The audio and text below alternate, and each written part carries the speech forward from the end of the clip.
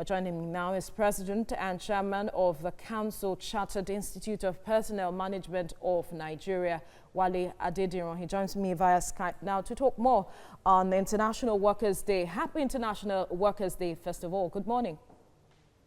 Good morning. Happy International Workers' Day to you and to all workers at home, out there fighting. All right, thank you very much. Now, let's go to the issue at hand.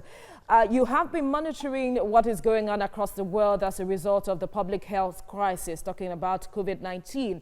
In the U.S., we see about 30 million workers filing for unemployment claims. Now, in Nigeria, we do not have data to tell us how many are filing for that claim, but is there really anything for the average Nigerian worker to celebrate today? There's a lot to celebrate. A wise person said 2020 is a year that individuals and businesses should not be stressing themselves about any big dream, but rather stay alive itself is a big achievement. Our workers have a lot to celebrate. They have to celebrate being alive and not being in the statistics of 200,000 plus that coronavirus has recorded so far. All right, let's move forward then.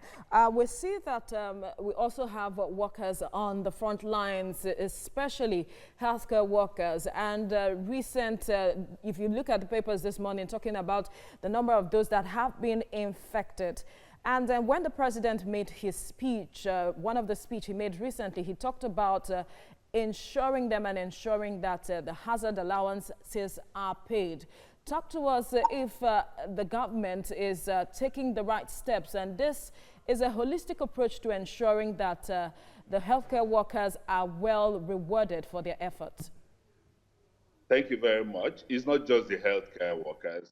We cherish what our healthcare workers are doing very, very much. There are others who are into essential services as well that could not enjoy, the safety of their homes at this time that the risk is so high out there, from the truck man that drives the trucks that contain the medical supplies, food supplies, and other things, to the manufacturing outlets that could not shut down their shops because they must provide the essential services. They are all out there taking the risk. And the least that the government and other employers could do is to give them the assurance that they will be okay. And if peradventure anything happens to them, their family members will be okay. So this is a step in the right direction. As the government is giving this assurance to our healthcare workers, the other employers of labor should give similar kind of comfort to their workers as well. That is why I personally believe it's not the time to start ringing the bell or throwing the dagger of job losses and so on. Is the time to just concentrate and make sure that mentally people go through this pandemic and come out at the other end alive. That is what everybody must be working towards. That's what I believe the government and most employers are working towards. I want to take you up on the issue of throwing the dagger of job losses and the likes. You can see the impact COVID-19 has had on a lot of businesses because most of them couldn't open. Is it avoidable at this point that there would be job losses if you look at this issue critically? Absolutely. The loss of jobs will not be totally avoidable.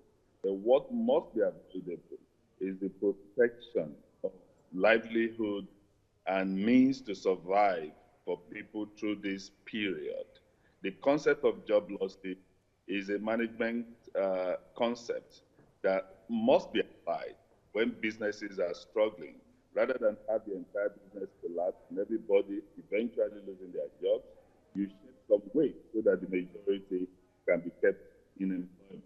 However, the point we're making is it has to be done early at the right time in a way that does not threaten life, living, and livelihood in a manner that doesn't leave options so much for survival. So the caution must be thrown that there are so many other options that must be explored, especially at this time, this period before you now go into the full hug of throwing people completely out of their job and means of livelihood. People are fighting through what as we speak. There is the economic war on one front, and there is the medical war on the other front. For both, they need the support of the government and of their key stakeholders like the employer. Unfortunately, not so much is being done from one end or the other. We have to combine efforts to make sure that the man, the woman that goes out every day, make sure that the people are kept safe, there is food on the table, All right. there is protection and security are also protected and assured. All right, Wale Adediran, thank you for speaking with us. Well, President and Chairman of the Council Chartered Institute of Personnel Management of Nigeria, Wale Adediran, joins me via Skype now to talk more on this. Thank you for joining us on TVT Breakfast. Thank you for having me. Good morning again. Good morning. Now, if you look at the papers this morning, some of the headlines that you will find will be that workers are demanding or calling rather for the protection of their jobs. They're asking for tax rebates, free electricity. They want a slash in the prices of food and drugs, and they say they will not tolerate salary cuts. What do you say to this? Well, workers are doing what they are expected to do. Everyone wants to survive. However, as I have repeatedly stated at different fora and on different platforms, it is not a usual situation. So it requires unusual thinking. It has to be give and take. Well, downsizing for businesses that must do so to survive would definitely be on the table. It's inevitable eventually, but it's not downsizing. It's about how it is done and when it is done and the support provided for those affected. It's not a usual situation, so it requires unusual thinking. What they are demanding is not about downsizing. They are saying that they want a tax rebate, they want free electricity, especially for SMEs, and a reduction in the prices of food and drugs. How much impact will this make if these demands are met? It will make significant impact, of course, and it will help in protection of jobs. The cost of running businesses in Nigeria is unusually high. That's why we are not so competitive if you look at most of the sectors. Cost of energy, cost of providing all the infrastructural deficit and gaps that the system does not provide.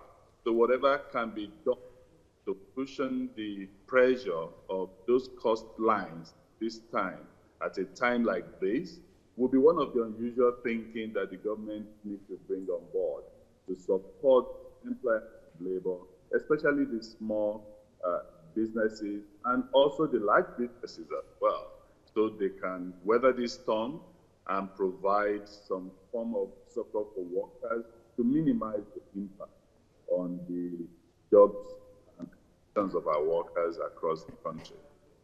If you also look at the papers this morning, it is reported that the Senate is looking at amending anti-labor laws. What would you be expecting when these amendments are made?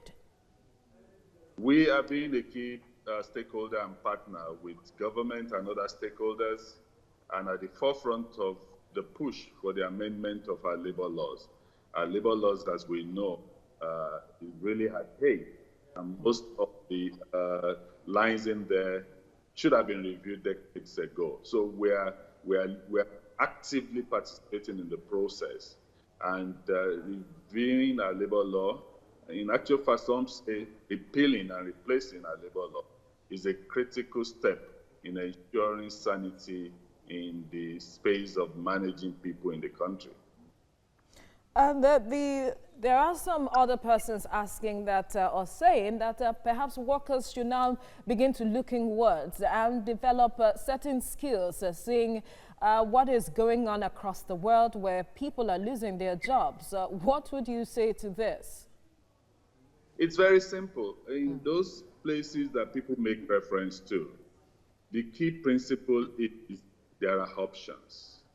And the question we should ask ourselves here in our country is look around you. What are the options? Perhaps the only option we have is agriculture.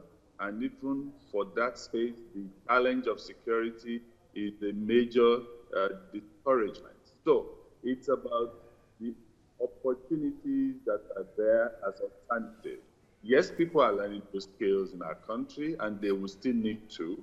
The digital space is accommodating a number of people, and the good thing about that is the product and can be patronized by clients that are geographically remote, to the country. However, having said all, the kind of social circle that exists in other countries, like in the US, where you're talking about over 3 million people, filing for unemployment benefits in the last few weeks, is not available here. So people are stressed, worried about that, and we should not trivialize it at all. The situation is unusual. It has to be dealt with in an unusual way. Now, how can we make workspaces safer and also help workers adjust to the rising changes the world is facing now? It's obvious that the way we work has changed, and this is coming to change it forever. The workspaces must uphold the highest standard of social distancing for now, at least, high level of hygiene, very smart ways to monitor the health of workers and allow only those who will not put their colleagues at risk to be on site. The population that works in the various workplaces will have to be drastically reduced with opportunities for people to work remotely by technology. And all the guidelines provided by NCDC must be strictly adhered to by employers in the workplaces. So the workplace is really going to change. The way we interact, the way we socialize, the way we meet and pass information will change. All right, so Wale Adediran, thank you for speaking with us.